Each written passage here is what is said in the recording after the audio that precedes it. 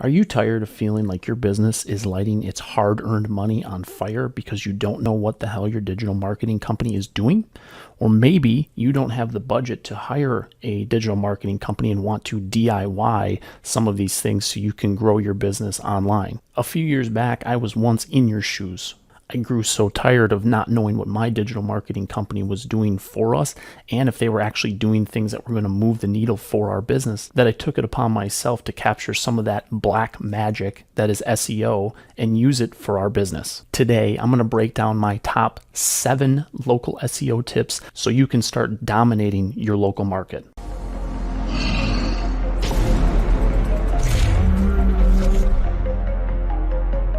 Hi there, I'm Joshua Crouch, founder of Relentless Digital. Today, I'm going to teach you my best basic tips and strategies to help you A, gain more visibility online, and B, most importantly, to get more leads into your business. My first tip is the most essential, and that's to claim your Google My Business listing. All right, so for this next part, we're going to hop over to the computer. Now, I am not going to go through how to claim your Google My Business listing or to add a second or third location. That is in the video description above, so go ahead and click on that if you have not done so already. What we are going to cover a little deeper today is how to optimize your Google My Business profile. So as you can see on the left-hand side of your screen, Google gives us several tabs which need to be filled out. With anything that Google gives you, if you have the ability to fill something out, fill it out in its entirety. Even though I do SEO and digital marketing for a living, it's very difficult to know exactly what Google uses on a daily basis to rank your business. So it's best to fill out everything as much as possible. So the first thing I want you to do is I want you to go to the Info tab. One of the most important things you can do research on to rank your business is your primary and secondary categories that you select. As you see here, this is a fictitious HVAC company that I created just to help with these videos. Because we are an HVAC contractor, I chose HVAC contractor. Now, there are several secondary categories. I'm going to put a link to a Google Sheet that has over 4,000 category listings down in the description below, so check that out when you have time. Just know that the primary category of your business should be your primary money-making division. If you are plumbing and HVAC or plumbing HVAC electrical, or maybe you're a siding contractor, roofing contractor, whatever is the most profitable segment of your business and the business that is the largest should be your primary category. Now, secondary categories should not be things that are very, very, very minute for your business. Focus on things that actually produce a decent amount of revenue. You can over-optimize this, so keep that in mind. Try to find the best 3 or 4 that fit your business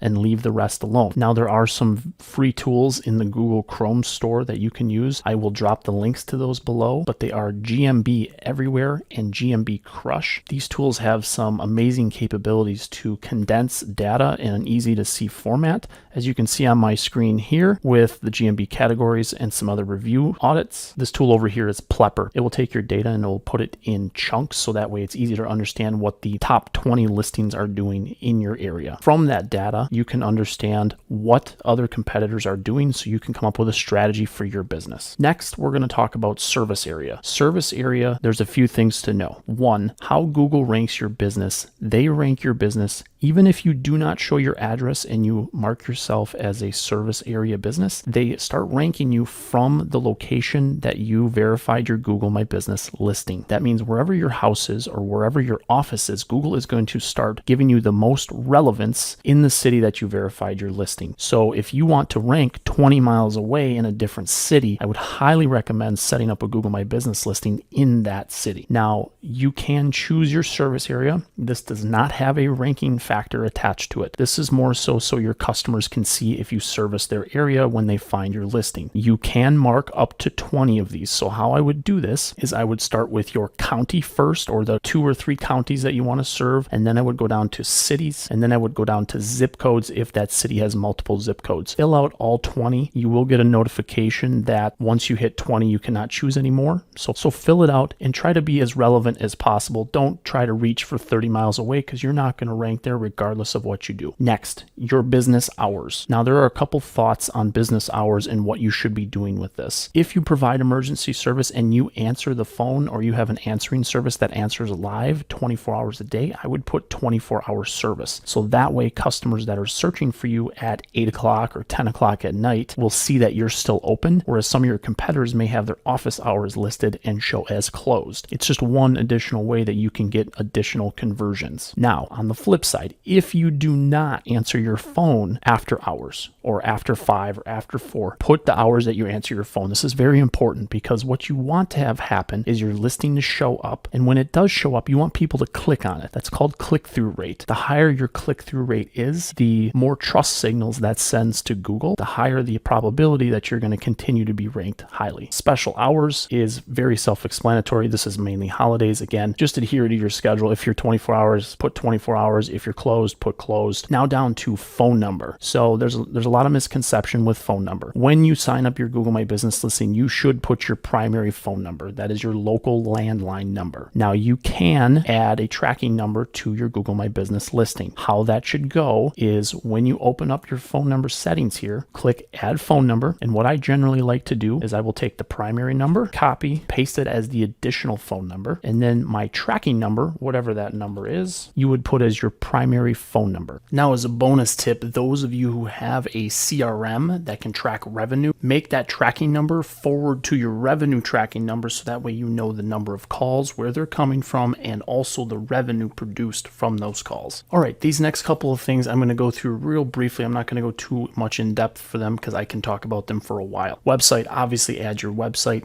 If there is an appointment link, which just looks like a little calendar icon, put that to a contact us page. It's just another link to your business that has some value. On the services section, Google gives you a bunch to choose from depending on which categories you chose for your business. When you go in here, you can turn these on. You can normally, if Google has some that you have not turned on, they'll be down at the bottom. Otherwise, you can add your own service. So if there are things that you offer that maybe are not listed, you can add those in here. Additionally, you can go ahead and actually add pricing and a 300-character description of your service. I'm not going to go over that too much more detail. Put in whatever you want or copy and paste from your website. Now to the attributes section. This section varies from business to business. They're not all the same. So I would check this once a week, once a month, check and just see what's in here because sometimes Google does update these and there's no notification process currently. So go in here and if any of these apply to your business, go ahead and select them. Now on to your business description. Your business description, Google gives you 750 characters to write a business description. Now, this is something that should include some key terms such as your primary services and things that you want to rank for, but it also should be about your business. Put in some of your value statements or your mission statement. And if you don't have those things, Google them and put one together because it is very important for your business moving forward. The second to last thing to optimize your Google My Business profile is add an opening date. Now, when you actually do a search for a business online, Google, sometime last year, your opening date that you chose for your Google My Business listing will correlate to what shows up right here. So make sure you fill that out because if you've been in business more than 1 year and you do not fill that out, it will show less than 1 year in business because that's what Google's default is. The last thing I want to highlight for you is the product section. Now, most of you watching this are probably service businesses or home service businesses. I want to highlight this just for a minute because this is something that's very underutilized right now. If you go to Google, look up a Roto-Rooter, a local Roto-Rooter company, because they do a very good job of this. If you go down, you see their listing right here, and then right below that is their product section. It gets prime placement on their listing right underneath their hours of operation and phone number. Things you can put in here would be discounts, coupons. You can also put services in here as products. As you can see, this is going to give more relevancy to someone searching for air conditioning repair or drain cleaning or electrical panel replacement. Make sure you fill this stuff out. And where you can find that is right along the left-hand panel. After you completely optimize your Google My Business listing, the next most important thing you can do is get your business listed online. Those are things like business directories, social media profiles, things of that nature where you can put your business name, address, phone number, and website. Now, you can really go extensive with this like we do for clients. However, the most important places you can get your business listed are places like Bing, Yahoo, Apple Maps, other GPS related services. So that way, if somebody is putting in a voice search, they can find you and your business. Other places you can get your business listed that are important would be places that promote voice search like Amazon, Alexa, Microsoft Cortana, places like that, because voice search is only growing in popularity with all of the smart devices that we have at our disposal. The next place that I would focus on would be the data aggregators. And what an aggregator is essentially a place where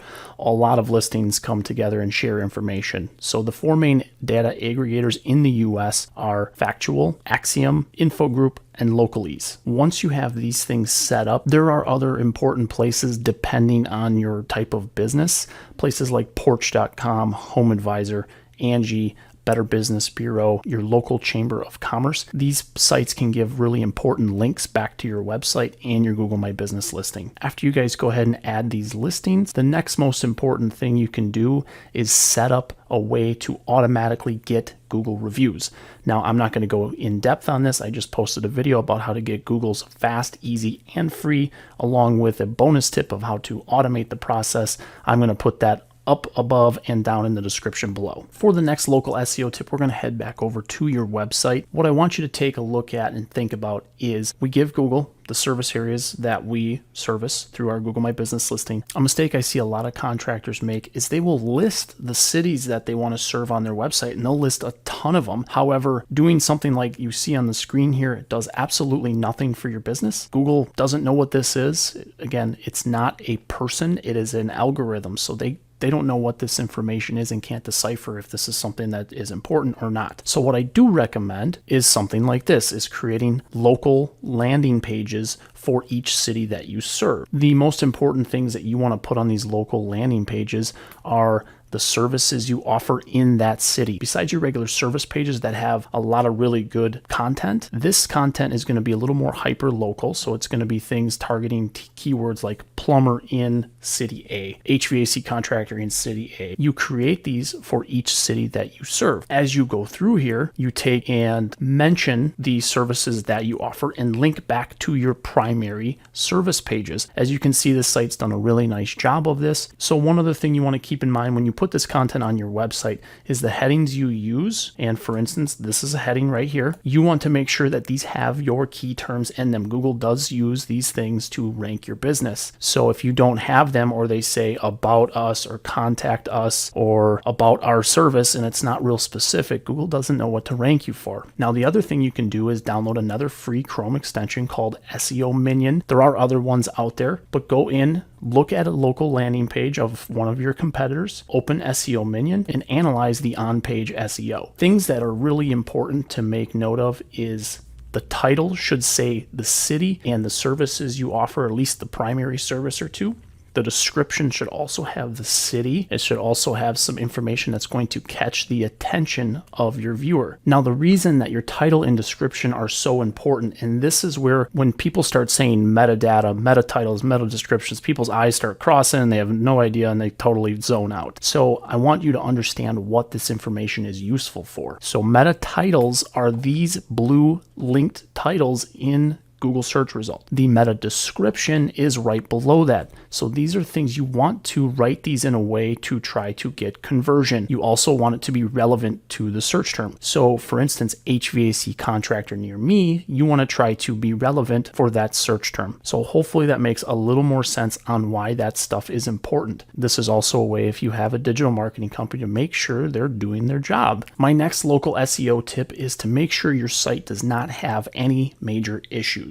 So what you can do is you can go to a free site called siteliner.com. I'm just going to pick a business that I found in the search results and see how their site looks. So what Siteliner does is it's going to scan and analyze all of the pages on your website, and it's going to help you understand if you have broken links or images not working, or you have duplicate content on your site, things of that nature. So this is just a really nice, easy way to see if there are any problems. And if there are, and you have a digital marketing company, I would send this report to them and have them take a look at it. The next thing you want to do is make sure your website is loading fast. I use two tools to help me understand website speed. One is gtmetrics.com, which you are seeing on the screen. This does more of a performance test of your site. And then you can use Google's free tool, Google Page Speed Insights, to understand your mobile and desktop scores. Things of note. On your website, you want to make sure that your page is loading in under 3 seconds. 3 seconds and above, there's been a lot of studies done that show that people bounce. You lose about 7 to 10% of traffic for every second after 3 seconds. 2.5 is even better, as it gives you a little bit of wiggle room just in case something's slow that day. These reports also do a very nice job of showing you things that you can improve upon. So for instance, on this website, you can see that their mobile score is 34 through Google, desktop's 95. So my guess is this site was more optimized for desktop than it was for mobile. Now down below, you can see the list of things. You can see the list of things that need to be corrected. You can Google these, or you can ask your marketing company to help you with these things. I'm just going to give you guys a really quick list of things that I see that generally slow down page performance and page speed. Chat bubbles that auto open when you open a website will slow down your site. Pop-ups on your page, tracking scripts that are not installed properly, review widgets that aren't installed properly, videos that autoplay as soon as you open the page. You need to embed the YouTube video link or the Loom video link. Don't autoplay those. And the last one, this is probably the most important because it's the most common problem, is image files that are too large. Generally speaking, you want to keep all of your images under 1 megabyte in size. There are a lot of free tools that will help you compress your images. Just go to Google, type in image compressor. This one is compressor.io. I do have a subscription, but there is a free model. I think you get up to 5 or 20 photos that you can do per day or per week. Just put the file in here. It will do its thing and reduce the file size. Take the reduced file size and replace that on your website. Now that was a lot of stuff to go through for your website, so I'm going to put a more detailed checklist down in the description below, so make sure you check that out. As always, my hope with these videos is that this content is helpful, you learn something, and can implement something that will help grow your business online. If any of this information was valuable to you, I just ask that you like the video, leave a comment or a question with your thoughts, and subscribe to the channel so that way you'll get notified of future videos. Thank you so much for watching.